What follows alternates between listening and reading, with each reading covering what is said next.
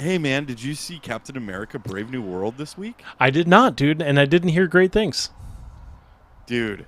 All right, I got a review for you. Review time. Review time. Review Review time. time. Marvel, where's Marvel at this week? Review time. Review time. I saw Captain America Brave New World.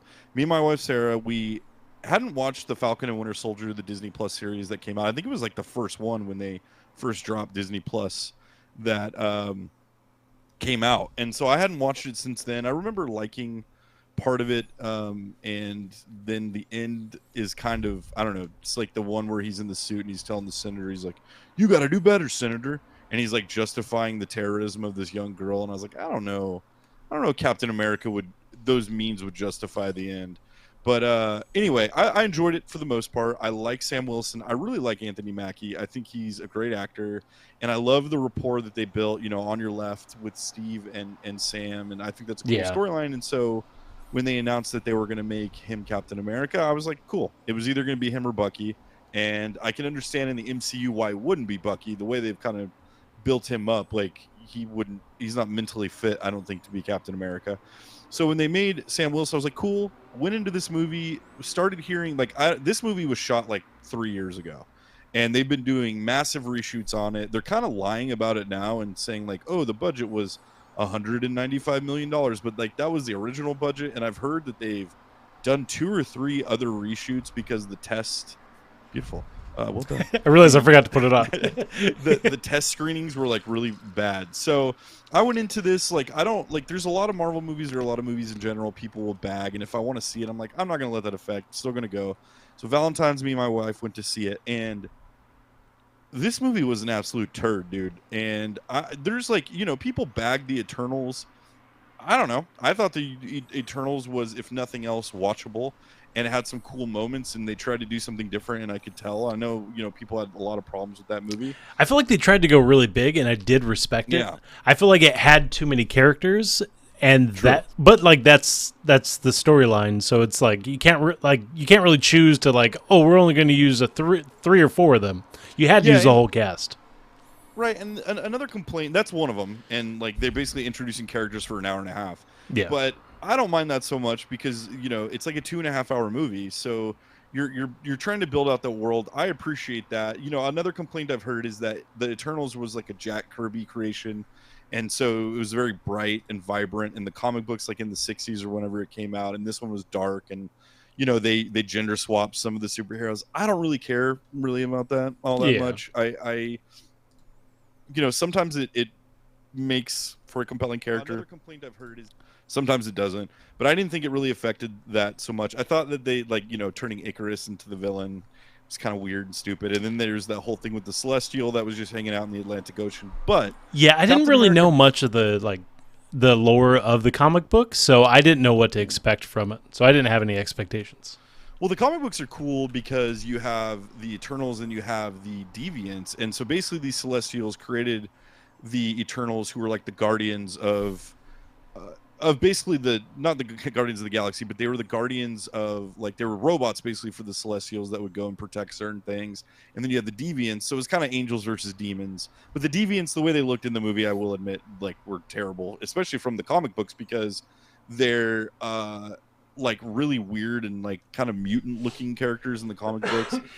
In this, it was like they were just aliens or whatever. But anyway, so I went into this movie kind of with an open mind, wanting to like it, wanting to like Anthony Mackie, accepting Anthony Mackie as the new Captain America. Yeah. And within the first, so I'm gonna like summarize it for you. I hope you don't mind spoilers. Sum I it think, up, but I do want to say that this poster, was this the main poster for it? Because I think so. it is absolutely beautiful, man. It's beautiful. It's amazing. If I didn't see any of the trailers or hear anything, I probably would have been excited just based off of this poster.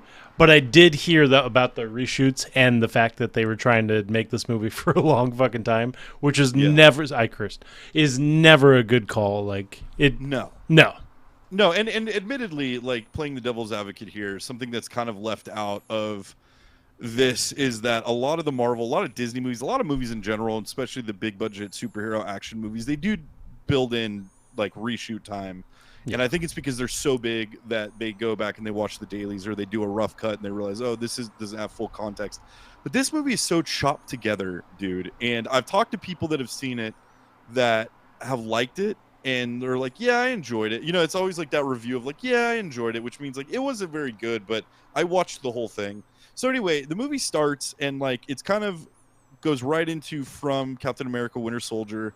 We see Captain America, Sam Wilson, and he is fighting the Serpent Society, who's led by Sidewinder, who is Giancarlo Esposito. He's the guy that's holding that AK-47 on the front of that Okay. poster. And they're going because they've mined the big celestial that was out in the Indian Ocean, and they found that the resource of adamantium. So this is how they're introducing adamantium into the Marvel Cinematic Universe, which of course we know is like the indestructible metal that's the Wolverine claws, and I think it's even more indestructible than vibranium. But this movie sets it up that it's like a cure-all basically, and so it's off the coast of Japan. I think it was the Indian Ocean. So Thunderbolt Ross, who in this movie, or before it was played in Incredible Hulk and Civil War, was played by William Hurt. William Hurt passed away a few years ago, so they recast him as Harrison Ford. So Harrison Ford plays Thunderbolt Ross. He's trying to work out this treaty with like the world that's like, hey, we're all going to get a crack at this adamantium, and we're all going to get a crack at this celestial. But Japan, there's like this weird thing with Japan because it's off. Technically, it's like kind of in their sovereign waters. So anyway, the movie starts with Sam Wilson. This bit of adamantium is stolen by the Serpent Society, and Sam Wilson is there to get it back. And they also introduce Joaquin Torres, who was a part of Falcon and the Winter Soldier. He's the new Falcon. So right away, like all of the things I love about Anthony Mackie and all the things about him and Steve Rogers, right away, I'm going to say this movie is basically a dumber version of both Winter Soldier and Civil War. There's tropes and plot points that are basically the same two plot points from those movies, but just done in a really, really clunky way. So anyway, they get the adamantium, they're quippy, they're kind of building this relationship and showing this relationship between Sam and Joaquin Torres. And it's kind of, akin to Sam and Steve Rogers, but it's just not like, it doesn't hit the same way. It's It kind doesn't of have the corny. buildup and or the heart, I would imagine. Well, see, that's the thing is like I feel like that's what Falcon and the Winter Soldier did well. Like that story was the aftermath of, it was the aftermath of Steve Rogers giving the shield to Sam Wilson, and the complications in between his identity, between how he feels about Steve and what he thinks of the Captain America mantle, and him not being enough. And he's not a super soldier; he's just a regular dude. And he's got wings, and that's cool. But he's got, as we know about Captain America, like you can give somebody super soldier serum, but it amplifies the goodness of who they are. Steve Rogers is worthy of the Mjolnir, so we know how good of a dude he was and is. But so anyway, they get the adamantium, they go back, and you find out that Sam Wilson is training with Isaiah Bradley, who in Falcon and Winter Soldier was revealed as basically the second Captain America. It's kind of like the Tuskegee experiment, where they gave he's a black man, they gave him the super soldier serum, and then they basically like threw him in jail, and they treated him as this monster and not the hero that he was. So that was part of the storyline of Falcon and Winter Soldier. Sam Wilson basically gets, honors him as the hero that he was for America and during the Korean War, and he went in and saved a bunch of people, and he was never recognized for it, so Sam Wilson made sure of that. Well, in this one, they come back and they're like in a gym, and it's obvious that Sam Wilson has been training with him, and he brings Joaquin Torres, and he's like, I got a guy you got to meet. And there's like all this banter between Sam Wilson and Isaiah Bradley about old timer and all this stuff, right? And Isaiah Bradley's whole thing is like, look, as a black man and as somebody that's been screwed over by the U.S. government, you can't trust the U.S. government. I love that, right? Because I think at the core, the Captain America story is a libertarian story, because Captain America carries the mantle and the ideals of America, but he's not necessarily in tune, or he's not, copacetic always with the American government. And I think that, that kind of tension that's what makes that character great, because he's an ideal. The government, he says F you to the government, does what he wants, is the whole thing when we saw with Civil War, and that was the rift between him and Tony. So the thing opens, and General Ross has called Sam Wilson to this press conference that he's doing at the White House about adamantium and about this treaty. So Sam Wilson invites Isaiah Bradley and Joaquin Torres, and Joaquin, or Isaiah Bradley at first is like, no, I don't want to do that. Like, have you forgotten, like, what this is, and have you forgotten what I told you and like how I feel about this? And ends up going with him, and there's a scene on the way where they're in a limo popping bottles in the limo and like taking selfies. And I knew at this point, like, I'm not gonna like this movie because in my opinion, Isaiah Bradley, like, what you should have done is spent the first hour of this movie showing Sam Wilson furthering his training as Captain America with a person who was Captain America and has a certain viewpoint about the American government and how not only that's, how the American government treats its heroes, but also how the American government deals in the world in foreign policy and everything that mirrors kind of the world that we live in. And so, like, he just Instead, they rolls just over. had them partying as the intro to the Yeah, freaking and there's movie. a little bit of him like unsure, but he gives in and he does it. But I would have loved for the first hour of this movie for there to have been some buildup. It's like, let's see him be Cap a little bit more. Let's see him not just holding the shield and wearing the Cap uniform, but let's see him be Cap. Let's see him do the things that we saw Steve Rogers do, and we saw a little bit of that where he's going after the Serpent Society. But I would have made that like one part of like a 3-part thing in the first act and showing him. And I wouldn't, and I know, like, when I say that I picture a montage, and that's not what I mean. I think there's a creative way that they could have done it to where they could have shown him being Captain America, Isaiah Bradley instilling these kind of viewpoints in him of not trusting the government, so that way when Thunderbolt Ross comes calling, that's the breaking point of Act 1. And then Isaiah feels betrayed because he hasn't listened to him. As Captain America, Sam Wilson feels compelled to at least understand what the President of the United States wants. That's understandable. So he goes to this press conference. He has a one-on-one with, Thunderbolt Ross, and Thunderbolt Ross basically tells him, I want you to assemble the Avengers. I want you to assemble a new group of Avengers. And Sam's like, Avengers? I don't know about that. So anyway, Thunderbolt Ross has this press conference and this holograms where he's showing all of these things and explaining how the treaty is going to give access to all the countries in the world, to the adamantium and to the celestial that's just posted up in the ocean. And in the middle of this, all of a sudden, Isaiah Bradley and like 2 or 3 other people freak out and start trying to kill the president. Oh, And okay. all this is in the trailers. Again, I should have put a spoiler warning in the beginning because we're going spoilers here. But this is in the trailer. Like, this is all stuff you see in the trailer. So Isaiah Bradley runs out. They all chase him. They're trying to kill Isaiah Bradley. Sam Wilson chases him down and is like, what the heck? Like, there's something off here. They arrest Isaiah Bradley, put him in jail. Isaiah Bradley's like, I'm not going back to jail. And they're like, yeah, you are. You're going back. And, so in kind of the propulsion of Sam Wilson trying to clear Isaiah Bradley's name and figure out what's going on, he tells Thunderbolt Ross, who's now all of a sudden, Thunderbolt Ross is like, well, that's your friend and you brought him here. Get out of here. And like, I don't trust you anymore and all this stuff. And then he brings in, there's just like this little woman who in the comics is Sabra, and she's she's basically Captain Israel. But in this movie, they don't even bring any of that up. They don't even say that she's Israeli, but she's like Thunderbolt Ross is like head of security, which made no sense. So she's Maxwell, Ghislaine Maxwell. Yeah, like kind of, right? And so like they keep making a point of showing Thunderbolt Ross during this whole time eating these mints.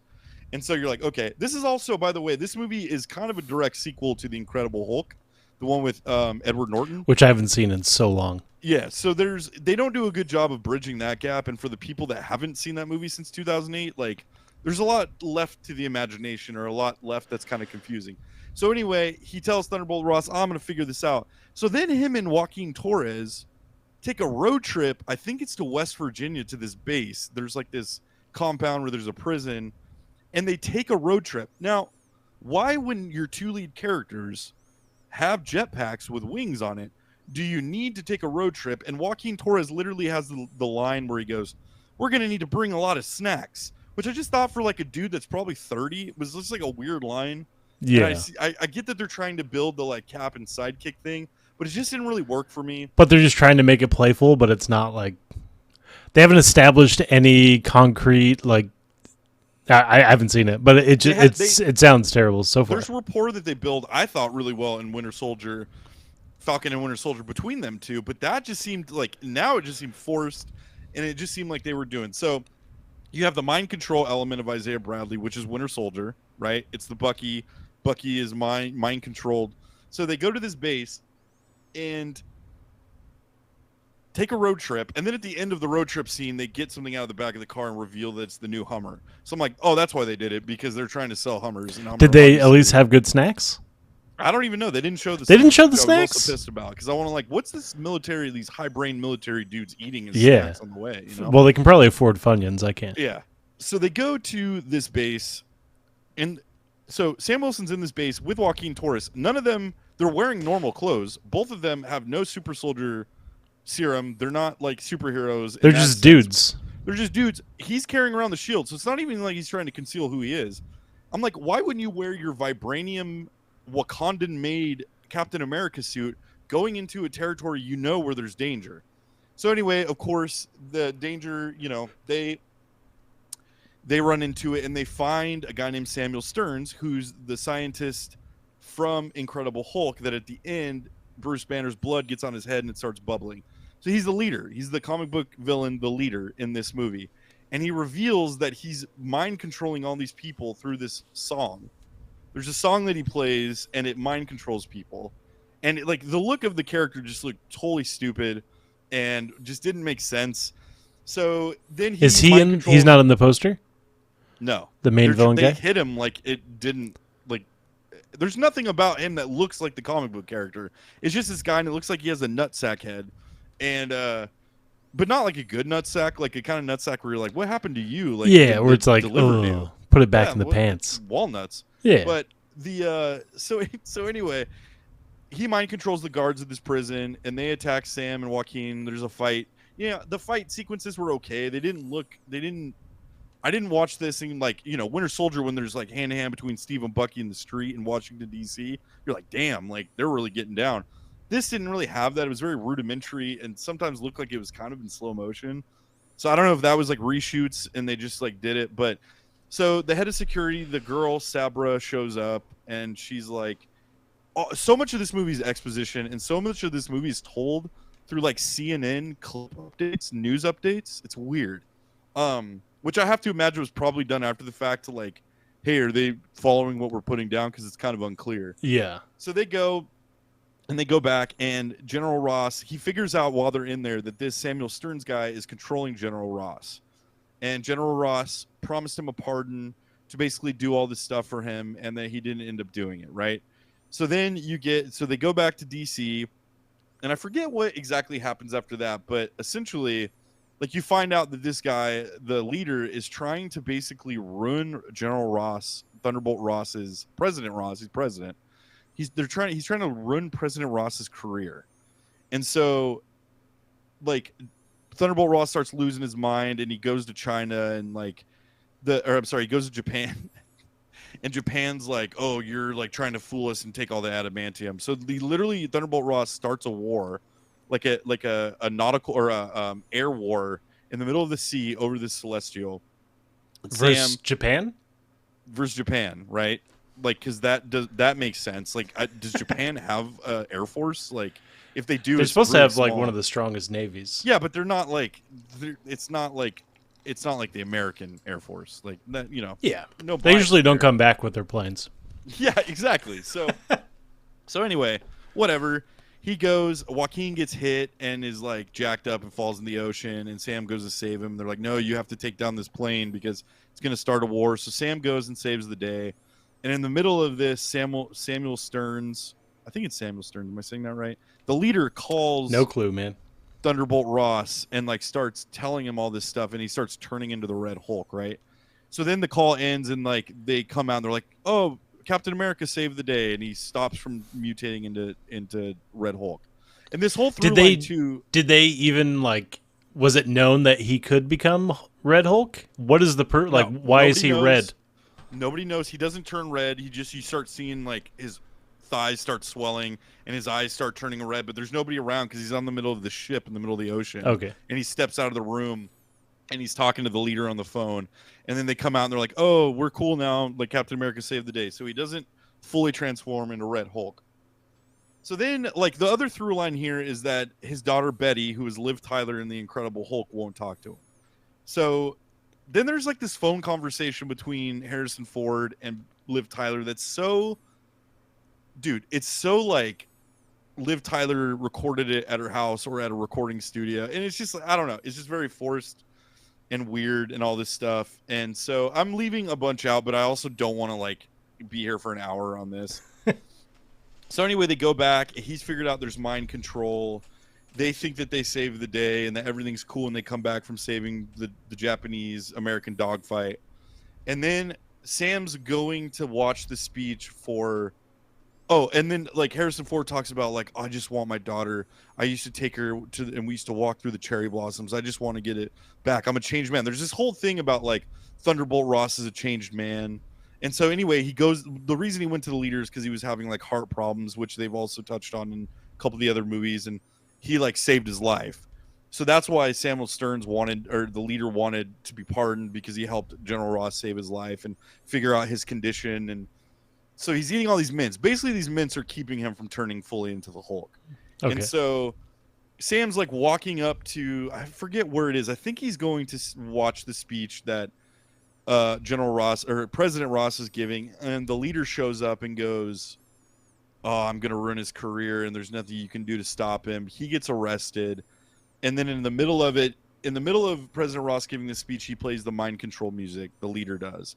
And so then he fully transforms into the Hulk. And just, I will say the best part of this movie is when he turns into Hulk. It's only for like 10 minutes at the end of the movie, but the CG is really good. It looks like Harrison Ford is the Hulk. And he just starts wrecking shop. From the trailers, you see like the White House blowing up. Well, that's actually in the movie. It's the Hulk like fighting Sam Wilson into the White House. And so Sam Wilson and the Red Hulk fight, and they go and they end up in these cherry blossoms. And Sam Wilson like basically uses they're fighting, he's getting his ass beat, but he's holding his own, he's using his wings, Wakandan technology. And then finally Red Hulk, like he stabs Red Hulk in the side with his adamantium or his vibranium wings, and they pick him up and he goes, oh, tell me he's knocked out. And of course he's not, and Red Hulk gets back up, and then Sam Wilson just starts talking to him about like, we're in the cherry blossoms and remember what's important. You said you were a changed man. Now's the time to show it. And then he transforms back to Harrison Ford. So he's the Black Widow. Exactly. In this movie. Exactly. Yeah. Like that. Yeah. Only not as like, that made more sense, right? It's less sensual. They set it up because, well, in that they set up that like Bruce Banner and Natasha have a little thing going. Yeah. So she's able to talk to him. And that's also cool because in the Avengers, she's deathly afraid of him. Like that's the opening scene in India where she's like freaked out by him. So that like made sense. This is just some like, this is akin to the like, you need to do better, Senator. It's like him talking him down. He turns back into Harrison Ford. We get to see 80-year-old Harrison Ford, who again, I love Harrison Ford, dude. And I actually was texting one of my other friends, because those exist. But I was texting her and I said, look, if nothing else, is Dave's wife, Nevada, because she was commenting, I got a souvenir cup. And, which is I saw your cup, dude. It's a mistake to buy cups before you see a movie. It's just an action figure on top of a cup. It just becomes a hair washing apparatus for your kids anyway. Yeah. And or a it's pea cup $12. if you break your back. Yeah, sure. Which I very well could do. So I was texting Nevada and I said like, oh yeah, you know, let's hope this cup isn't better than the movie. Turns out it was better than the movie. But I said, but one of my things I was like, look, if nothing else is I get to watch another Harrison Ford movie. Dude, Harrison Ford is so old that it's like, even when I watch Indiana Jones Dial of Destiny, and I have thoughts on that movie that a lot of people hated that movie. That, yeah. A lot of people hated it. I thought it was good, you know, in a certain perspective. I can see why people don't like it, but I thought it was good as an epilogue, and I thought they did a pretty good job. And like, you know, did he voice over for the recent game? No. That was a different dude. Really? Yeah, he's not. You're not paying that guy. That guy's money. Yeah, but he is that character, so I would imagine. I saw an interview where somebody was like, "Oh, what's it like? Like, what do you do? Do you feel silly when you're doing like the Red Hulk and you're in this digital? They got dots on you." And he goes, "Look, not to break your spirit, but that's what the money's for." So I thought that was like funny and honest and like true. But so anyway, he comes back down. We get to see Harrison Ford, 82-year-old Harrison Ford with his shirt off, which again is like, we're a long way from Indiana Jones or Han Solo. Still pretty good though. No, I mean, he looks like an old man, dude. It like, dude, once you hit 80, like, I don't care how well you age. When you hit 80, you look like an old man. And so it just like also reinforces that you're getting old. Yeah. Because here's this guy that's like the bastion of cool, like your entire life and leading man, and now he's like old, dude. And there's a part Decrepit. in the beginning where he almost eats it down some stairs. I want to watch it again just for that, because Sarah even said something after. She's like, I thought he was gonna fall down the stairs. I'm like, right? Because in the scene he like missteps and then he looks at the stair. I'm like, that was Harrison Ford acknowledging that he almost ate shit. Yeah, On this and they take. kept it, dude. And they kept it in. So anyway, that's basically the end of the movie. And then like there's a post scene, or there's a scene after where he's on the raft, which is the big prison that they set up during Civil War that they sent all the non-conforming heroes to. The Cap goes in at the end and saves all of them from, but it's this prison in the middle of the ocean, and they put Thunderbolt Ross in there. And who should show up to talk to him? Betty Ross, his daughter. Oh, And that's the end of the movie. There's a post scene where the leader's back in jail, and Sam Wilson, which I don't really understand why Sam Wilson would go talk to him, but Sam Wilson goes and talk to him. Maybe it was also on the raft. I don't remember. I watched it before the movie came out, so I didn't even stay and watch it in the theater. But basically, the leader's acknowledging, he's basically alluding to the multiverse, and he's alluding to the incursion that we're all about to see in Secret Wars. That's basically the movie, dude. I just like, and Isaiah gets, justified and his name cleared again, and I just was left the pacing, the editing. There was clearly scenes. There's a point where Sam Wilson's talking to the leader, and you can tell that Tim Blake Nelson, the actor, is not even there. Like, he's against a green screen. And so obviously during one version of this movie he was probably talking to somebody else, but they changed it. It was just so many things. The editing. There was one scene where Harrison Ford was talking on the phone, and they edited, like, they cut it like I would in one of these feeds where, like, they didn't fade all the way, and they cut him off mid sentence and then continued the conversation with the person. Just like stuff that the performances were not good. The dialogue was not good. I really was bummed out. I really wanted to like this movie. I really like all the players involved in terms of the actors. Yeah, what was the budget for this movie? The budget had to be huge.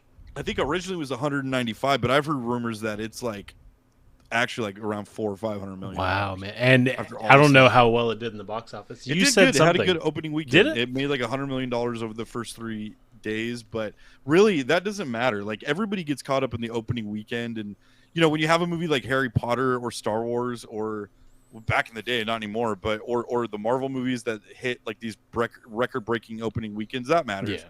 But these movies like Ant-Man Quantumania did like 115, 116 million, and then the next weekend dropped to like 50, 40 million. That's crazy. I liked that movie, I think, more than a lot of people did. You mentioned that this movie should have been a Disney Plus release, and from what you're saying, it should have been, but the amount of money they put into it, they probably didn't feel like they could. Right, and like, Dane said 380 mil. Yeah, so good luck getting that back. That's going to be a tough haul. It didn't even meet, like, it went up against Bridget Jones's Diary, the new one, in Britain and Ireland, and came in second place. Wow. So they're going to 88 million opening weekend in USA. It's gonna be a uphill battle for it, and it sucks, man, because I like Mackie, dude. I think there's a world where you get the right creative team involved, and you make people stop, because like the problem is, like, he's always going to be compared to Chris Evans and Steve Rogers. But if you're going away from that, like, you have to, like, boom, you have to come. You got to make it your own, dude. Got to make it your own, and it can't just be a watered down, muddled version of 2 stories we've already seen with Captain America. Yeah. And so I was bummed. There's still a way. They said that he's going to be leading all the Avengers in these new Avengers movies. I think in the hands of the Russo brothers, it's going to work, because they've done. I mean, they're the ones that really took Cap and, like, boom, took him over. So I think it's going to work. I think there's a way to show him being a leader and being the Cap that we all want. But yeah, this one just bummed me out. And with that said, caveat here, I will watch it again when it goes on Disney Plus. Because sometimes you go into movies with the expectations so high, and you're looking for one thing, and then it doesn't meet that expectation, and you're let down. But I don't know, just some of this stuff, it was clunky filmmaking, dude. And it just sounds like it was probably boring. And at that point, like, even if you have expectations for what, like, the comic book movie you want it to be, if it's still just a boring ass movie, like, it's not going to be good, man. Dude, yeah, and that's the other thing. It was boring. Like, it was really boring. Like, it wasn't. There was, you didn't really see him be Cap till the end of the movie, and even then, it's like pep talks. I don't know. Yeah, I think it's hard, the fact that he doesn't have the super soldier serum. Like, he's not Cap. Yeah, but he just has a cool suit. Like, but the way he uses, because he keeps his wings. So there's a way of Yeah. doing that they kind of like get into a little bit, but not fully. And that's what I mean about like, I would have shown that in the first act. I would have shown him Yeah. going up against like a medley of Marvel villains. You got to prove that he's worthy of the freaking movie, Right. dude. Right. And then, oh, dude, I left out one part. So Joaquin Torres gets jacked up and he's in the hospital and like he's almost dead. And Sam Wilson's in there. And then they did like Bucky comes in and it's obviously like a reshoot after the fact that they were like, hey, Sebastian Stan, are you in the area? Let's shoot a cameo. Yeah. Dude, Bucky's apparently a congressman now. And I'm just like, what? Like from the last time we saw Bucky was Falcon and Winter Soldier, like he was working through shit and he was like on the run and like hiding and stuff, wasn't he? He had a list and he was going to a therapist and he was working out all the stuff that like A typical congressman. So it's like, I don't know, it just is weird and they didn't explain it. Like the little, you know, oh, they also reveal that the Sabra character is a widow, but she literally looks like she has spina bifida. And so she comes in and is like tells him like, oh, Congressman Bucky Barnes. And I'm just like, okay, dude. Like, yeah. That's how you're going to introduce this whole concept. I'll buy that he's going to be a congressman. Is she in the poster? Is she the one right there? No. Oh, yeah, that's her. Yeah. That's her back there. But it's weird. Weird. So, you know, if we're rating this by skulls, dude, I would give this I'd give this a 1 out of 5 skulls, man. That's pretty shitty, man. But Quantumania was shit too, and you liked it, so maybe you'd like this movie. Yeah, at least that one was like fun, like trying to be fun, and I feel like with all of the quantum universe shit, it's just they tried to do a lot. This one didn't seem like they tried to do a lot. It seemed like it was just kind of a basic shitty action movie. They just tried to shoehorn in too much, dude. The last from Iron Man to the end game was 11 years. Yeah. Like they gave the Infinity Saga 11 years, dude, to gestate and to develop and to pepper in, make other movies that were their own movies, but pepper in this, you know, all-encompassing storyline. And that's what got people to come back and were invested. And now it's just all over the place, dude. And I can't even tell you what the multiverse is. Like, yeah, we don't even still know. Is this supposed to be a start of like a new phase of Marvel? I know that they're doing like the. I don't think so. We're in the multiverse. The multiverse, but like how it feels like it's already been 6 years, and what has really come out? I mean, Loki season 1 and 2, TV shows, Eternals. What was the last? Deadpool, Wolverine. Yeah. And you know, so I don't know, man. I just like, dude. Between Marvel and Star Wars, something's got to give, dude. Something happened within those two studios, and I think it was like impunity, right? They didn't have any. The guardrails were taken off, and they didn't have any checks and balances. They're the money makers, so they just let them go. Well, I think you also, at the beginning, Disney didn't step in and try to do their shit, and now I think you have Disney coming in going, you need to reshoot this. Like, dude, like if you're gonna give a production to a creative team, a filmmaking team, let them make the movie that you signed them on for. Yeah. Like, don't make this corporate. You know, don't make this like corporate trash that doesn't have any artistry and all the soul of it is sucked out and there's a void for like what they're really trying to say. Anyway, that's my review. You should definitely like check it out when it comes when you don't have to spend any money to go see it. Yeah, I'm probably not going to go to the theater to see this. Just rip that pin and watch, you know, and you know, I'm always like, the bummer about this is like, I would love to come on here and be like, you got to go see it, dude. Because then I can like talk to you about it. But that's what you want to do with every movie, man. You know what I mean? I will like talk to people about. I know. Like, well, like you want to be excited about something, and like when you spend money, you are hoping that it's like, I guess it's obvious, but you're hoping that it's gonna be a good movie. Well, dude, and there's nothing worse than. So oftentimes movies now, dude, like the trailers are compelling and make the movie look 80% better than they are. Like that's how it was. Like I enjoyed Nosferatu. I thought Nosferatu was a good time. Like I bought it, and since then I've only like gone to certain parts. The best part to me in that movie was when he first goes to Orlok's mansion or manor. Yeah. And like he's like freaked out, dude, and then the rest of the movie is good, but it's like I don't know. I don't like, you know, the scenes where she's like possessed and like in my opinion, like they hold that scene out so long that it just becomes kind of goofy. And like, so to me, the trailers for that did a really good job of marketing it as this scary thing that it just kind of wasn't. It was a really good movie. And I feel like that movie. I to go to that movie, I did like it a lot. I do, after the fact, I do wish that they did more of like him taking over the city. Like Yeah. he's supposed to be like the Black Death coming in Right. and just killing everything. And they focus, obviously they had to focus on the main characters, but there could have been so much more that they could have done with it, and the like external aspects of him taking over that town and just pure chaos. And they didn't do that. Well, and because at the heart of it, it's an art house vampire movie. Yeah. Like it's And not it's a sexy one, dude. dude, and it's beautiful, and like Yeah. the cinematography is ridiculous. Mhm. Like the script is really tight, really well done, really good movie. But it's not a horror movie. It's not a movie that like you're gonna watch. And like that director, I like him.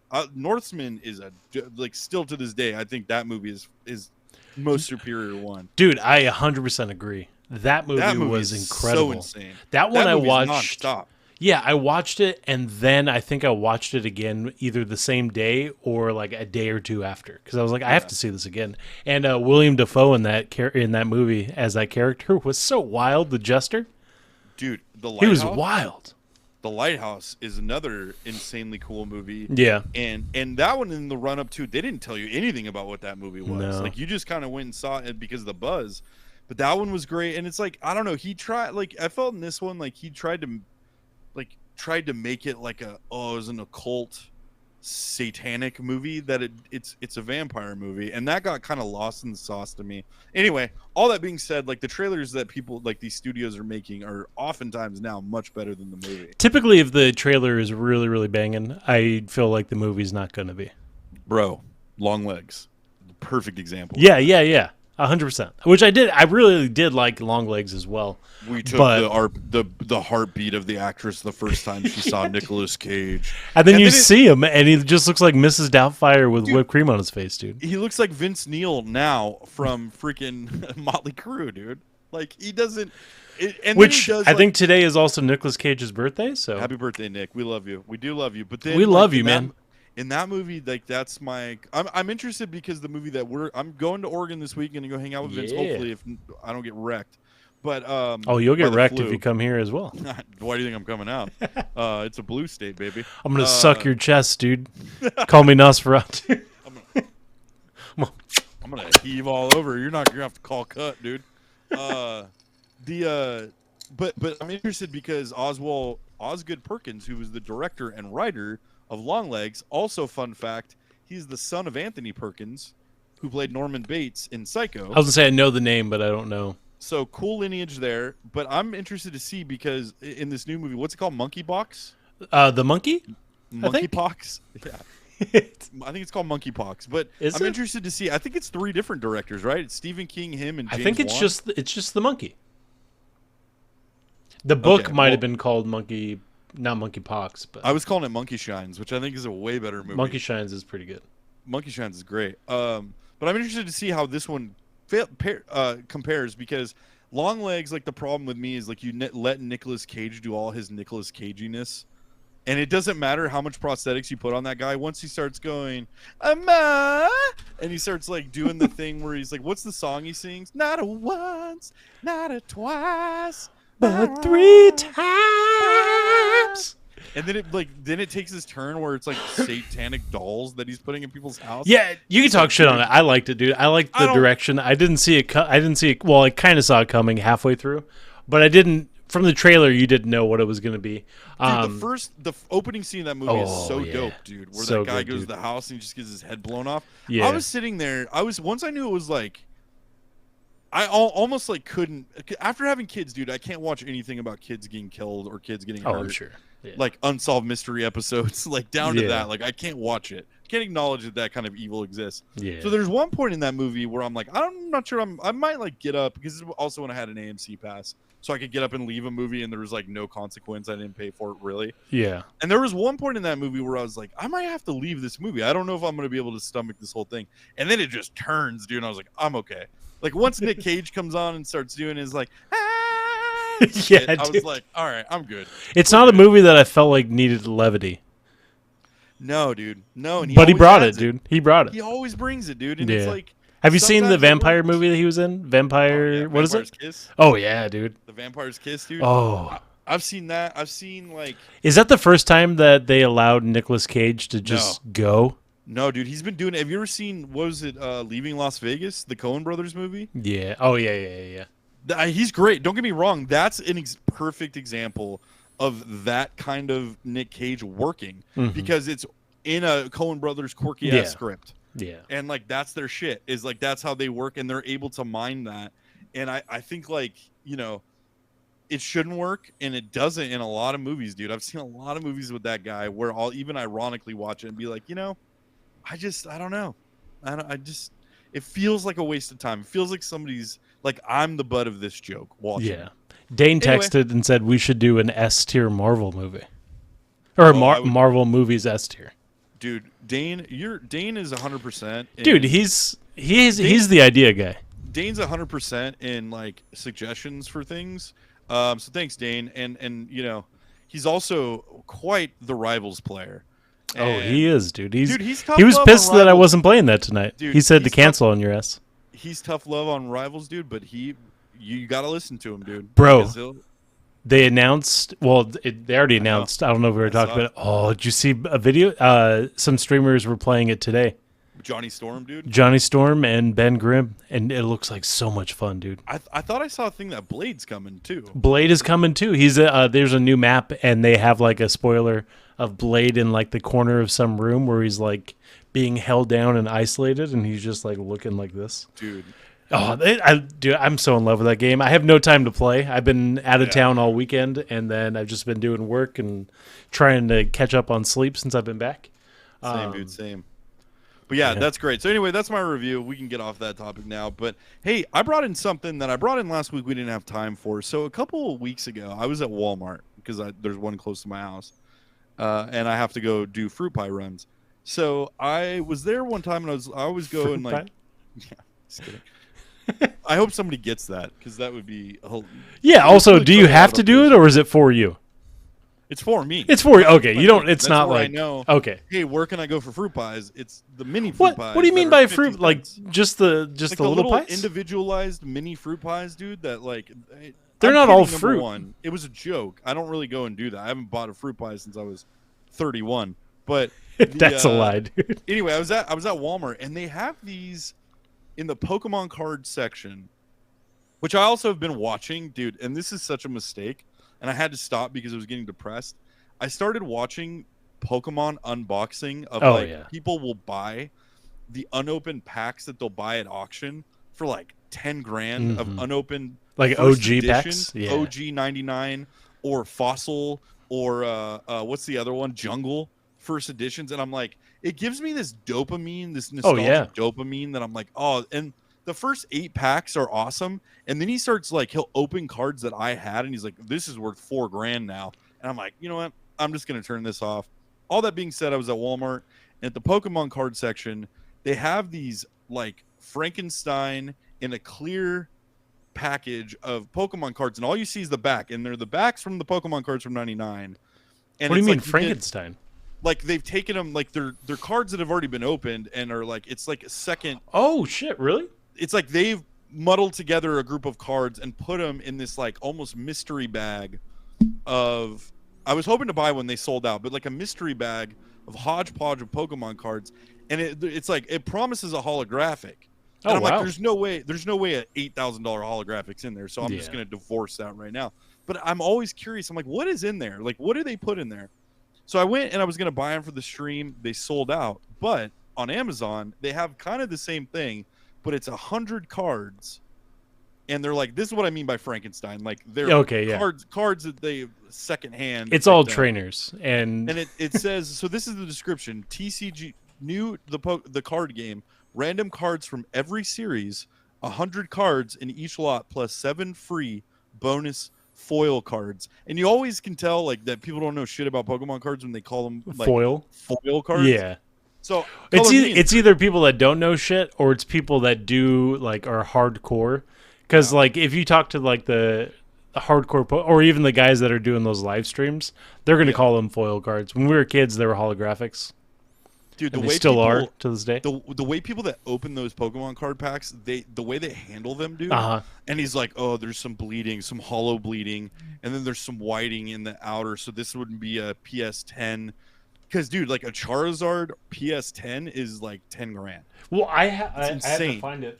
I have a Charizard, OG Charizard, but I guess there's the first edition, and then there was the standard edition, but then there's Yeah. two sets of the standard edition. Yeah. And I have one, and I was all excited.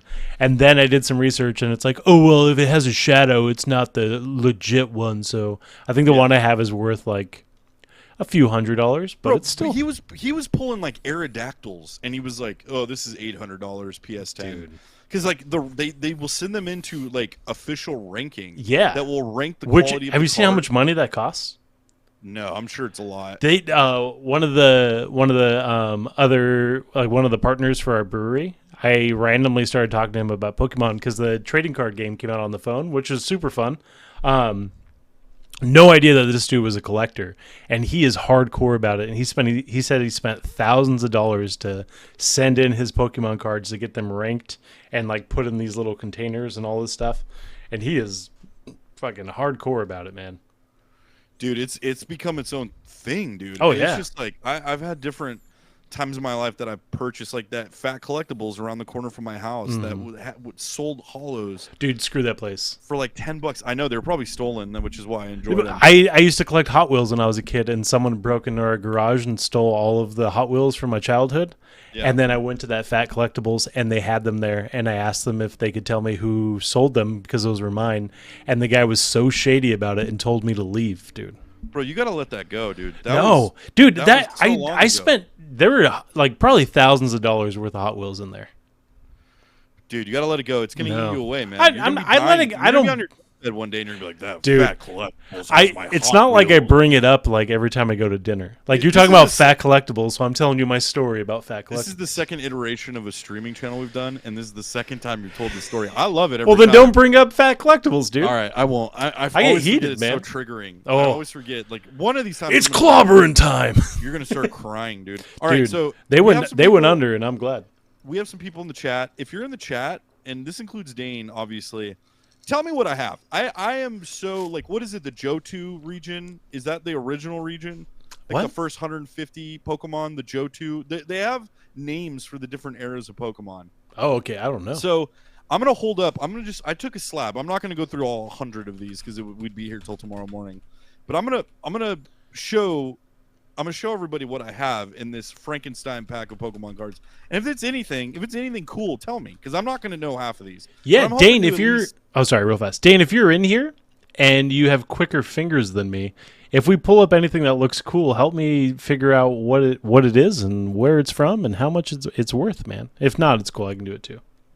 So all right, cool. Some of these I might know because I did start playing Pokemon Shield on the Switch. And Oh, got I heard it's real good. into it. It's fun. It's so vast, dude. Yeah. It's like it's so big now that I don't know. It's hard. The mechanics of the game are different. Like it doesn't follow the same rules. And like Pokemon Blue and Red and Pokemon Yellow were really like my era. And Hello Pikachu, the one that they redid Pokemon Yellow Yeah. for Switch. It's fun, dude. I love it. But Yeah. Anyway, all right. So the first one I'm pulling up. Yep. Don't know what it is. I've seen them. This is Ladybug. That's it a looks little like a ladybug. ladybug. Yeah. Looks like a ladybug. I was gonna tell you should have set up your camera, your phone camera, like they do in like the Yeah. opening packs. Yeah, I don't think these are worthy of that. This one, I think this is a common. It has a circle. So if I'm going by 99 rules, the commons were the circles, right? The Yeah, it's stars trash. were the rare. It's trash. It's trash. All right. Unless you're actually gonna battle, you don't need those, dude. Unless somebody wants to buy it off me, I'll sell it. Dude, Tentacool. I definitely know who Oh, Tentacool okay. is. Yeah. Evolves into Tentacruel, correct? What is the like so far? I Also only see it common. on the camera. Is the condition like? Are Yeah, they're not. I mean, they're not in bad condition. They're obviously. there boogers on them? There's no white around the edge, which is what I learned from that guy. There's no print bleeding, which I also. that's nice. Which that I think happens from them being in like a box for 30 years yeah, moisture. and probably in different like conditions and stuff. Yeah. So obviously Tentacool, I know who that is, but that's not a good card. This is Litleo, and I know who he is from Pokemon Shield. Again, another common.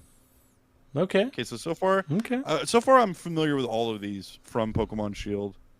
Your daughter would be proud of you, dude. She should call you handsome. Snover, dude. I don't know who Snover is. I think I know most of these from playing the Pokemon Go game. Yeah. Snover is he uses corkscrew punch, which is what my nickname was in high school. He's a wino. Ooh, now we're on to something. Blip bug.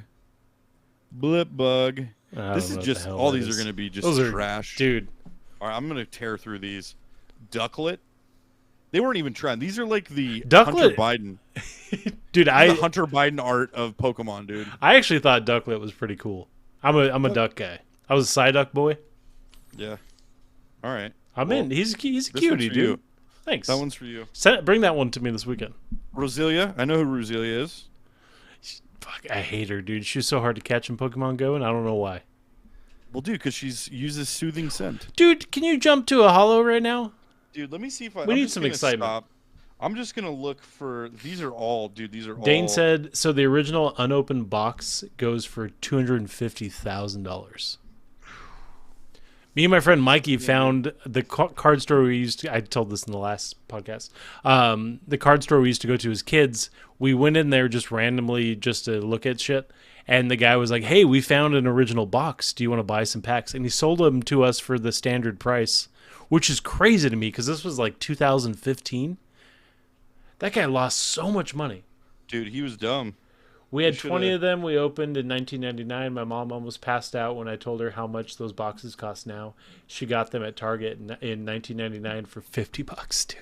Wow. Crazy. Absolutely crazy, dude. Crazy, really dude. Meets out. All right, so... Wait, before you go, one thing that I am proud of as a grown man is Digimon never came back. Those Digimon kids were like, oh, you're stupid. These are the future. Who the fuck's opening Digimon packs anymore? You know what I'm saying? Yeah, for sure. Yeah. I mean, nobody really even remembers Digimon, but that was like, Digimon was like the Temu Pokemon anyway. But it was like Beetleborgs. And yeah. But the Digimon kids thought that they had it, dude. And they were way off. There's always kids that are like, oh, get up kids. You like get up kids? Yeah, bastards, all right, so dude. all these cards are trash. They're all commons. I'm going to shout out Lapras. Oh, okay. Remember Lapras was a holo. Honorable mention.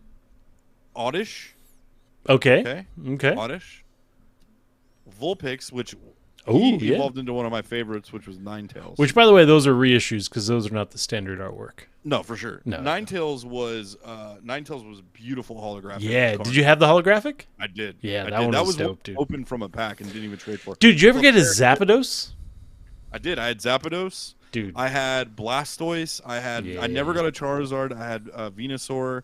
I had Kadabra, which was also one of my favorites. Yeah. And then I took them to school and got like all of them stolen. Oh yeah. It was probably me. Okay. Clefairy. And Jinx. Now the original trans, dude. The original trans, dude. She was a trailblazer. Or he, I don't know. So much to the promise of Amazon, they did provide Pokemon. 7 holos. Okay. And these are all stars, so I'm guessing these are rare in whatever capacity. Now I'm not under the impression that these are going to be worth anything, but if I'm wrong, dude, tell me. Do me a favor though. Don't hold those the way you're holding these ones. You got to hold them from the sides, dude. Okay. Don't get your finger oils on those. All right. The those first foils, one, and this character I really like. This is a character that I played for Shield, from Shield, that I got to know from Shield. It's awesome. Cinderace. Look at that. Little holographic star, little rare action. I don't know who that is, dude. My camera sucks. But you can see the hollowness. Okay. Next one is, and I'm unfamiliar with this guy, also a star. But this is Archops. When did they start doing hollows around the picture? I don't know. I don't like it as much, though. I don't like it as much either. Dynamic. But he uses Primal Turbo, so that's cool. Oh, okay. One of my other favorites from the jungle region, Kangaskhan. Not as cool as Oh, that is cool, dude. It is cool, but not as cool as the OGs. He's like a baby daddy, dude. Like he's just daddy. there to take care of his kids. You don't. He's all about that pouch, dude. Yeah. And I'm about that pouch. So, all right. Now this one I'm stoked about this one because this is a favorite from my era, from your era. That's Flareon, one of the original. Oh, dang. Eevee evolutions. I now understand Eevee evolves into like a bunch of different whole things. bunch. Dude, that's a come up. Dane, if you will, Show that Flareon one more time for Dane. I See have if he no can idea pull it what up. like era this is from. I have no idea what like pack series this is Yeah. from. It doesn't. I don't think it even says on here.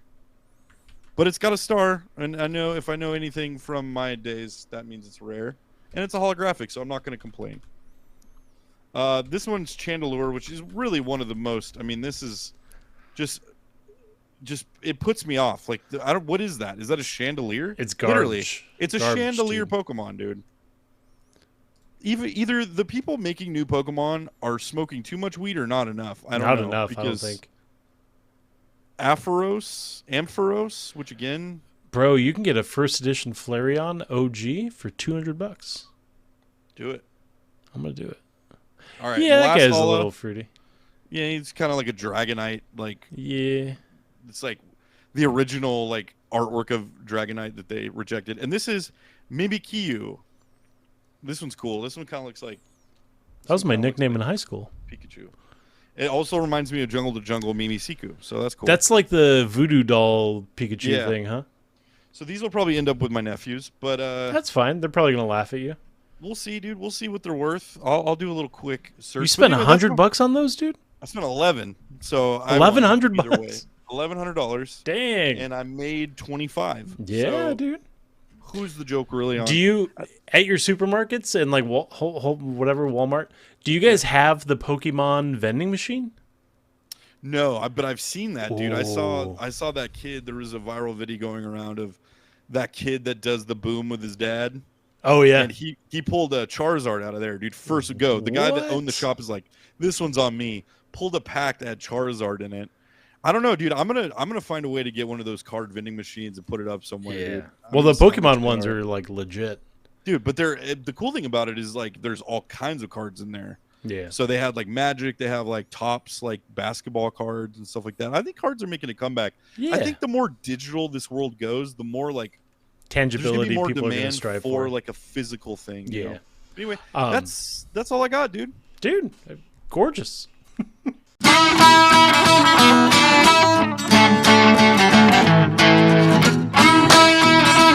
They had to buck back a bit, dude. Can we rebrand to Buck back a bit? Bang my name, dude. Bang my Bang name, it. Buck back a bit.